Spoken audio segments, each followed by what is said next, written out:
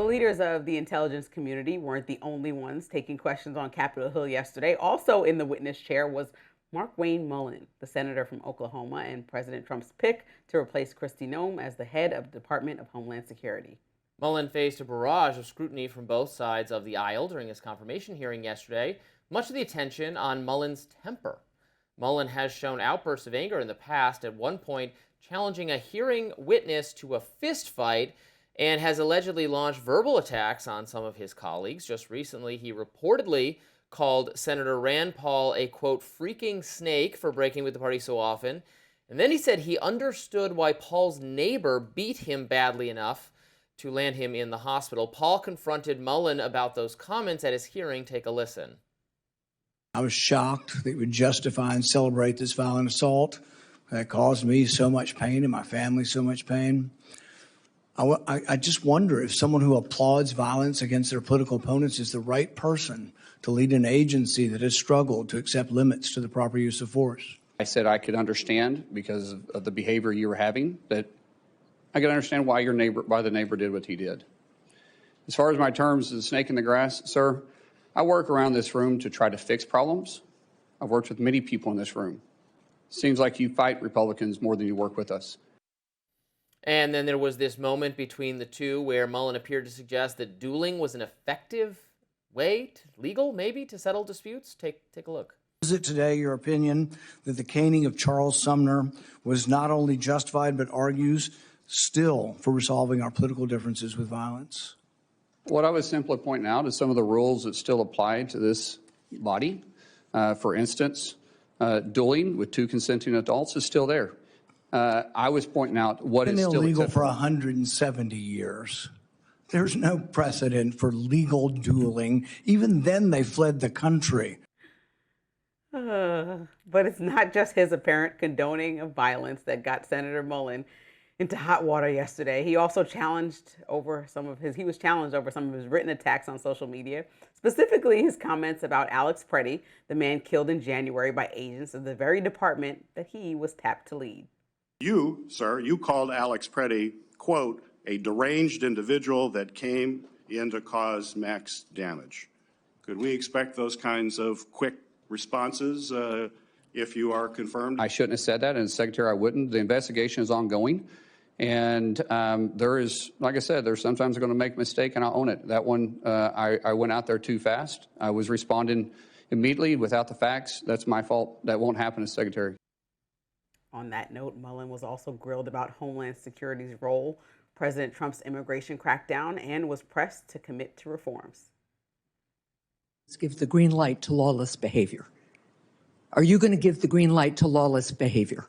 I will operate within the parameters and the policies and the laws that you guys set for me. And the Constitution and I don't of get the it. United States. Of course, the Constitution the Fourth of the United Amendment, States. among other things. Of course, the Constitution of the United States. You commit to me and the chair and ranking member of this committee and the American people that ICE will no longer instruct agents to break into people's homes without a judicial warrant. I have made it very clear to the staff, and I think when you and I spoke, that judicial warrants will be used to go into houses, into place of businesses, unless we're pursuing someone that enters in that place.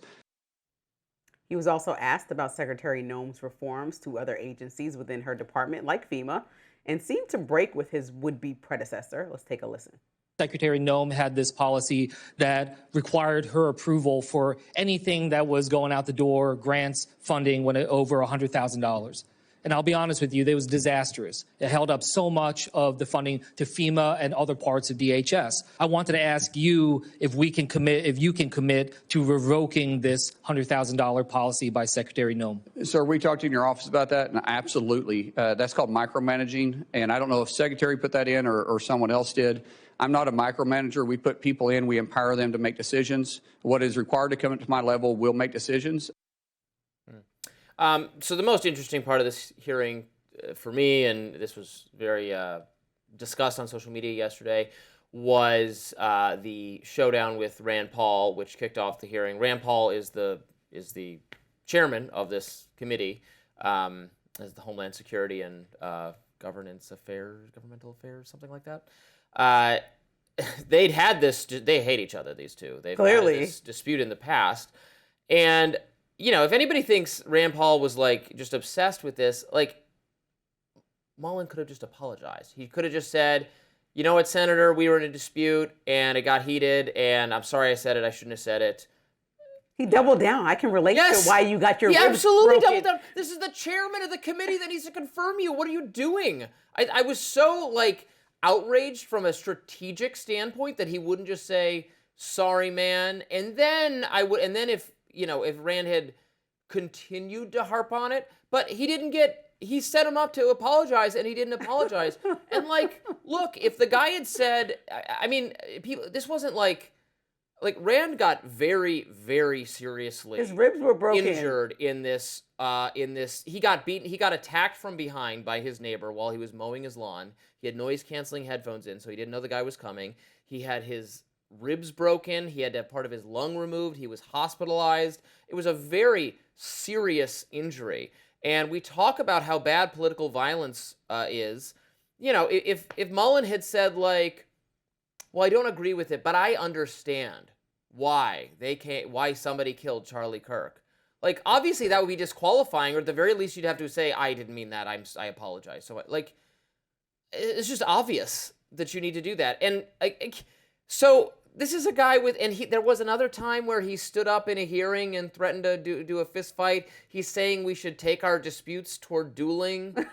Like, so people, he's being nominated to run an agency that has questions about the use of force right now. Right. So this is very relevant that you have a seemingly temperamental individual. I'm so sick of performance artists and hot-headed people being put in serious jobs in the administration. We need professional people. I also question what experience he actually has. Look, he's not FAA fighter. He's not he can get in the dueling. He has experience to dueling part. punch people in the face. Yeah. He doesn't have very much experience, as far as I can tell, in a military role or a defense role. He's not an ex-spy. He's not a. To me, this is jumping from one red flag to Kristi Noem to another red flag. He spoke out of turn when it comes to Alex Preddy. So did Kristi Noem. She wouldn't apologize for it. Well, at least we got a semi-apologize for that. But the fact that he's prepared to speak out of turn and just, and he has done that most recently and said these comments recently. The fact that in 2023, you're talking about who he challenged to a fight. It was the president of Teamsters, the union. He said, come fight me. Like, he's a ridiculous person. Right. And so the fact that somebody who doesn't have that much control over themselves is going to run a department that people are asking to have a little bit of control and reel it in. Bipartisan people are asking, okay, let's just see what's going on here. Let's get on the same page about body cameras. Let's make sure we have good overview on this department and what's going on to enforce the immigration that we voted President Trump in for. And he seems like a hothead and can't even manage conversation with senators. I think that's extremely problematic. Also, the fact that you said he has no experience, FAA fighter, ran a plumbing company for years, and now is in this role right now. He's been in the House and he's in the Senate, but it's not. MMA fighter. I'm saying FAA. Sorry, I know nothing about sports. MMA fighter. We were just talking about the bracket. True. I know nothing about sports. What March Madness is. He broke down March Madness. MAA. You guys know what I'm talking about. He fights for a living and then challenges grown men to fights in Congress. Kristi Noem had been governor of a state, so she had some executive experience. He's just been. Member of the House, member of the Senate. He's been on the relevant committees, so that's not disqualifying necessarily, but man, I don't know. And also, so what's the point of this? Rand's going to vote against him now, so he has to have Fetterman come cross and vote, bail him out. It just seems not well thought out to put him in that position. Up next, labor rights leader Cesar Chavez has been reportedly accused of sexually abusing girls who worked with him in the 1960s and 1970s. Don't go anywhere.